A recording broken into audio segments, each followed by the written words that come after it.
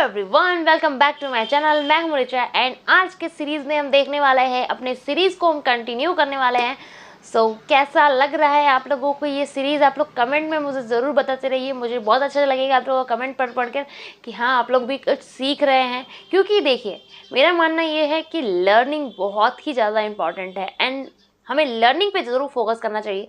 Because अगर आप learning पे फोकस नहीं करेंगे एंड डायरेक्टली आप स्टॉक मार्केट में जंप कर जाएंगे ये सोचकर कि स्टॉक मार्केट में तो मुझे सब कुछ आता है, तो ऐसा नहीं होता है। पहले आपको चीज़ों को, मैं स्टेप बाय स्टेप आप लोगों को लेकर क्यों चल रही हूँ, उसका मेरा सिंपल सा मोटिव ये है कि जब मैंने स्टार्ट किया था तो मुझे स्टेप बाय स्टेप कोई गाइड करने वाला नहीं था। मैं कुछ यहाँ से सीख रही हूँ, कुछ वहाँ से सीख रही हूँ, कुछ ये बता रहे हैं, कुछ वो बता रहे हैं, इस तरीके से मेरे साथ हो रहा था। बट मैं चाहती हूँ कि आप अपने पहले बेसिक्स का मतलब क्या होता है? अब मान लीजिए आपको कोई बिल्डिंग बनानी है, ठीक है, तो बिल्डिंग बनानी है तो सबसे पहले क्या करना होता है? हमें एक एरिया डिसाइड करना होता है कि हमें बिल्डिंग किस जगह, कौन सी पर्टिकुलर जगह पे बिल्डिंग बनानी है। अब बिल्डिंग तो उस जगह पे बनानी है, तो मान लीजिए हमने एरिया डिसाइड कर लिया कि इस पर्टिकुलर एरिया में हमने बिल्डिंग बनानी है, इस पर्टिकुलर एरिया में, ठीक है। अब यहाँ पर जो जो ये एरिया है वो थोड़ा सा अनइवन सा है, ठीक है, तो उस अनइवन के एरिया को हमें थोड़ा क्लीन करना पड़ेगा। जैसे प्लांट है कुछ, फिर कुछ मिट्टी है, ऐसा थोड़ा सा ऊपर नीचे अनइवन सा है, तो उसे हमें पहले इक्वल करना पड़ेगा, ठीक है। तो उसी तरीके से हमारे माइंड में जितने तरीके के मिथ्स है, सबसे पहले स्टॉक मार्केट को लेकर कि स्टॉक मार्केट सट्टा है, स्टॉक मार्केट बेकार है, स्टॉक मार्केट में इन्वेस्टमेंट करने से ये हो जाता है, स्टॉक मार्केट में पैसे डूब जाते हैं, क्योंकि हमने बहुत सारी नेगेटिविटी सुन रखी है स्टॉक मार्केट के रिगार्डिंग। इसीलिए मैं चाहती हूँ कि आप अपने माइंड को सबसे पहले क्लियर कीजिए कि स्टॉक मार्केट मिथ क्यों है और कौन से लोगों के लिए स्टॉक मार्केट मिथ है। पता है स्टॉक मार्केट मिथ कौन से लोगों के लिए है? उन लोगों के लिए है जो स्टॉक मार्केट को सीखते नहीं है, समझते नहीं है, जस्ट जंप कर जाते हैं। अब जंप कर जाते हैं तो एक एग्जांपल मैं आपको बताती हूँ कि मान लीजिए ये एक स्विमिंग पूल है, ठीक है। अब मैं स्विमिंग पूल में, मुझे तैरना आता ही नहीं है, अब जस्ट मैं जंप कर गई इसमें ये सोचकर कि मैं किसी तरीके से भी तैर लूँगी, मुझे स्विमिंग आ जाएगी किसी भी तरीके से।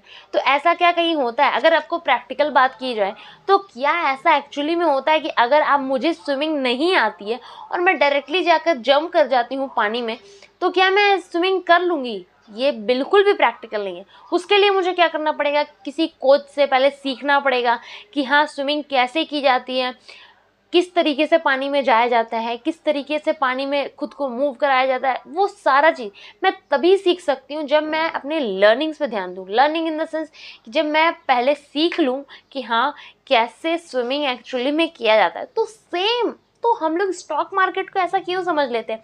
किसी के कहने पे, जस्ट किसी ने मेरे, सपोज दैट किसी ने, मेरे फैमिली मेम्बर्स ने आके मुझे कह दिया कि भाई स्टॉक मार्केट में पैसे बनते हैं, चलो इस तरीके से ये स्टॉक खरीदो, ये स्टॉक खरीदो, ये स्टॉक तो एकदम आने वाला टाइम में भाग जाने वाला है, ये स्टॉक। अरे भाई, जब भाग जाने वाला है आपको पता है तो आप ही पहन के, आप ही खरीद के अमीर बन जाते हैं। मुझे क्यों बता रहे हो? मुझे क्यों गाइड कर रहे हो? हाँ, ऐसा तो कहीं कोई रिकमेंडेशन क्यों दे रहे हो मुझे इस तरीके की?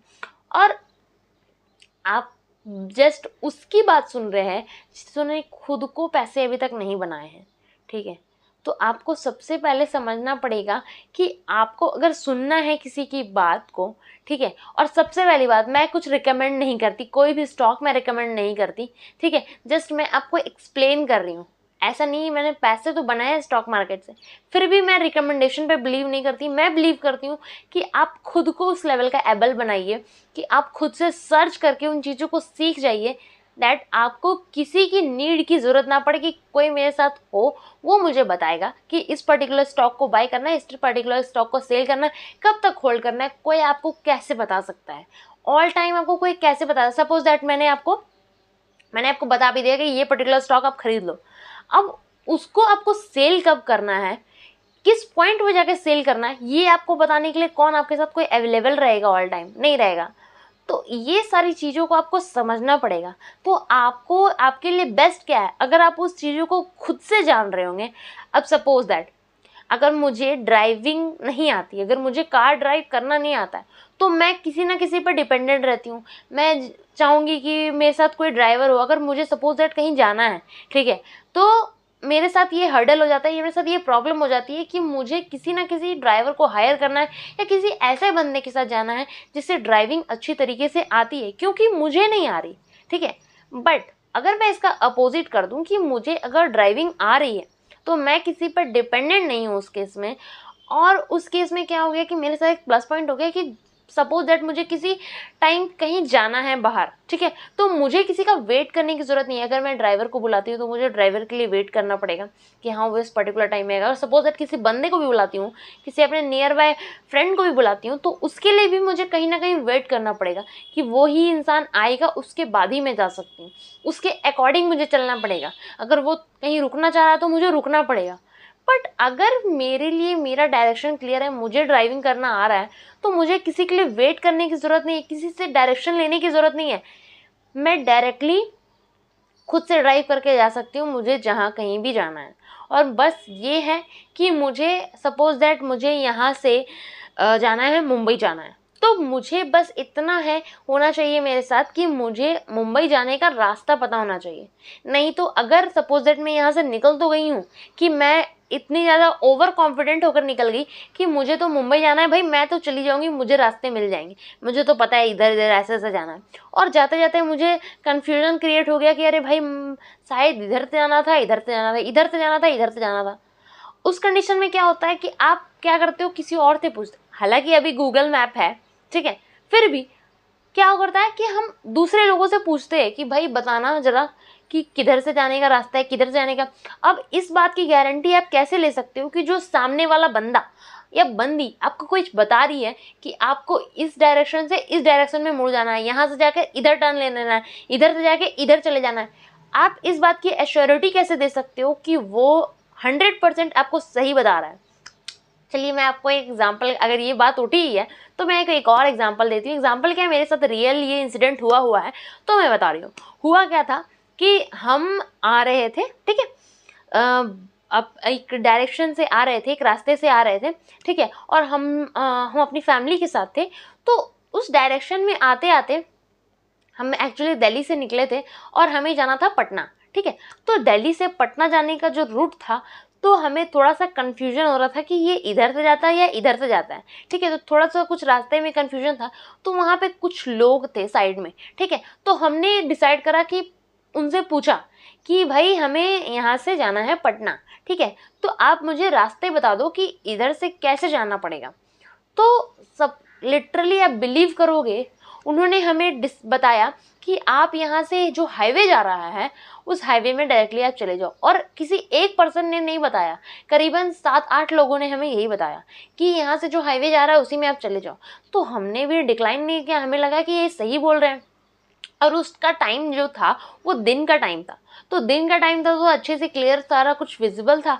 तो क्या हुआ, जब हम उस ब्रिज में चढ़े, ओवर ब्रिज में जब हम चढ़े, आगे जाकर जब हम देखते हैं तो आगे रास्ता ही नहीं था। लिटरली सपोज दैट अगर हम यहाँ से जा रहे हैं, यहाँ पे आगे रास्ता ही नहीं है, यहाँ पे कंस्ट्रक्शन चालू है, ठीक है, यहाँ पे जो ओवर ब्रिज है वो कंस्ट्रक्ट हो ही रहा है। तो बताओ, लोगों ने हमें सारा कुछ जानने के बावजूद, अगर वो समय रात का समय होता और उस टाइम वो जो ड्राइवर ड्राइव कर रहा था उसे अच्छे से दिखाई नहीं देता, तो हम तो चले गए होते। तो ये क्या हुआ, हमने जस्ट, वो तो हमें भगवान का लक था कि हम बच गए उस दिन, क्योंकि वो दिन का टाइम था, रात का टाइम नहीं था। अगर रात का टाइम होता तो हमारे बचने की जो पॉसिबिलिटी थी वो किसी एंगल से आपको लग रही थी कि थी, थोड़ी सी भी, बिल्कुल नहीं थी। तो इसी तरीके से सेम है, अगर आपने किसी के कहने के बेसिस पे स्टॉक ले भी लिया, वो आपका हार्ड एंड मनी है, उसका क्या जा रहा है, वो आपका हार्ड, आपने बहुत मुश्किल से उस पैसे को कमाया है, अब आप उसको जाकर इन्वेस्ट करना चाह रहे हो। तो अगर आपके पैसे लॉस भी हो जाते हैं, डूब भी जाते हैं, कल को आप उन्हें जाकर कुछ बोलोगे वापस से, उस बात का कोई सेंस बनेगा या कोई मतलब होगा उस बात का? लिटरली कोई मतलब नहीं होगा। और आपके पैसे तो जाने तो चले जाए, क्योंकि स्टॉक मार्केट एक ऐसी जगह है जहां आपके पैसे चले जाते हैं एक बार तो वो वापस नहीं आते, आप कुछ भी कर लो। तो इसमें समझदारी क्या है? समझदारी ये है कि हम चीज़ों को पहले सीख ले, उसके बाद आगे स्टेप बाय स्टेप बढ़े। क्योंकि अगर हम बिना चीज़ें को सीखे, अभी मैंने आपको एग्जाम्पल के साथ भी समझाया कि अगर हम किसी भी चीज़ को बिना सीखे कुछ करते हैं तो क्या होता है हमारे पास रिजल्ट, ठीक है। तो इसी तरीके से हम स्टॉक मार्केट को, अब एक और बात को समझिए आप, कि जब भी हम कोई भी डिग्री लेते हैं, सपोज दैट हम ग्रेजुएट ही करते हैं, ठीक है, ग्रेजुएशन की ही डिग्री लेते हैं, तो ग्रेजुएशन की डिग्री लेने में हमें कितना टाइम लगता है? करीबन 3 से 4 साल तो लग जाते हैं, ठीक है।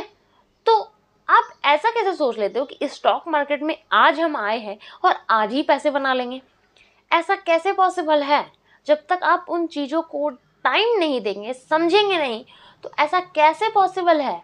आपको ये अपने माइंड में क्लियर करना होगा कि हमें पहले चीज़ों को समझना है, पहले अपने नॉलेज को बढ़ाना है।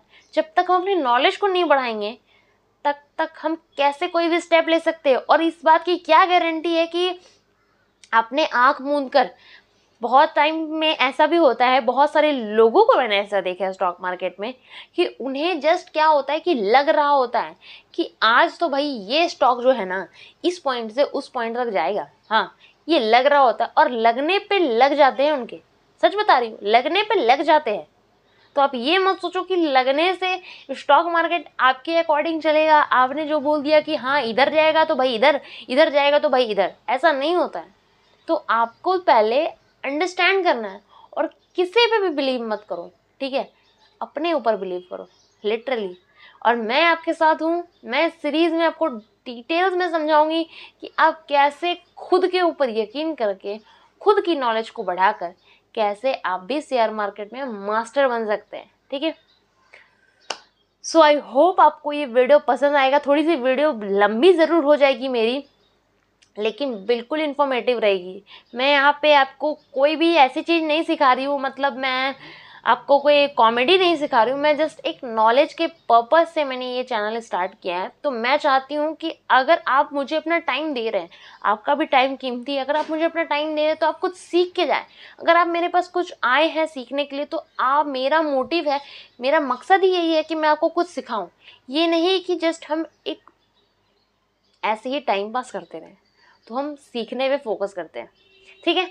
सो नेक्स्ट वीडियो में हम सीखने वाले हैं अपने आगे की और भी ज़्यादा सीरीज़ को कि कैसे चीज़ें वर्क करती है, क्या होता है इन्वेस्टमेंट, कैसे कर सकते हैं हम इन्वेस्टमेंट, सारा कुछ हम सीखेंगे। सो आप इस सीरीज़ में बने रहें। सो जल्दी से चैनल को सब्सक्राइब कर लीजिए एंड जस्ट लोगों के बीच में शेयर कीजिए जिन्हें इनकी नीड है, जो सीखना चाहते हैं स्टॉक मार्केट को बिल्कुल बेसिक लेवल से। So thank you for watching video. मिलते हैं नेक्स्ट वीडियो में, तो जय हिंद, जय भारत।